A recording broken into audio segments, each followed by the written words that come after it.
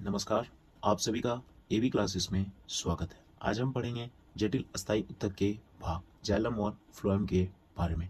Xylem एक जल संबंध उत्तक होता है। यह पौधे के विभिन्न भाग जैसे जड़, तना तथा पत्तियों में पाया जाता है। इसका मुख्य कार्य जड़ों द्वारा अवशोषित जल तथा खनिज पदार्थों को पौधे के विभिन्न भागों में पहुंचाना होता है। इनकी कोशिका भित्ति मोटी होती है। ये पौधे को यांत्रिक सहारा तथा कड़ापन प्रदान करते हैं। जाइलम के निर्माण में 4 प्रकार की कोशिकाएं भाग लेती है। वाहिनिकाएं, वाहिकाएं, जाइलम मृदुतक और जाइलम तंतु। वाहिनिकाएं निर्जीव, लंबी तथा नलिकाकार कोशिकाएं होती है। इनकी कोशिका भित्ति सख्त तथा लिगानिन युक्त होती है। ये जल तथा जल में घुलित लवणों को स्थानांतरित करती है तथा पादप को सहारा प्रदान करती है।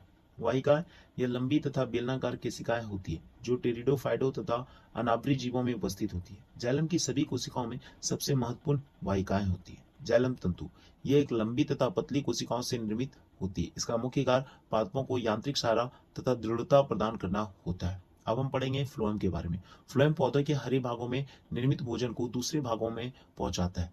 इस उत्तक को बास्ट भी कहते हैं। ये पदार्थों को कोशिका भित्ति में दोनों दिशाओं में गति कराते हैं। इनमें 4 प्रकार की कोशिकाएं पाई जाती है। चलनी नलिकाएं, सक कोशिकाएं, फ्लोएम मृदुतक और फ्लोएम तंतु। यह लंबी नलीनुमा संरचना होती है। चालनी नलिकाएं इनकी कोशिका भित्ति पतली होती है। यह कार्बोहाइड्रेट्स के संग्रहण में सहायक होती है। सहकोशिकाएं यह भोजन के परिवहन में सहायक होती है। फ्लोएम मृदुतक ये लंबी, चौड़ी तथा जीवित कोशिकाएं होती है जो चालनी नलिकाओं के बीच में पाई जाती है। यह एक बीजपत्री के तनों में उपस्थित होती है तथा अनुपस्थित होती है तथा द्विबीजपत्री में के भोजन के संयम तथा परिवहन का कार्य करती है।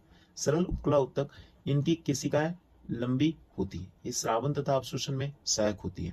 इनके मुक्त सिरों पर माइक्रोविली पाए जाते हैं। यह अंगों को यांत्रिक सहारा प्रदान भी करती है। ये आंतों के अरस्तर को बनाती है। ये भोजन के अवशोषण में सहायक होती है। जठर ग्रंथि, आंत ग्रंथि तथा अग्नाशय को बनाती है। यह पाचक रसों के श्रावण में सहायक होती है।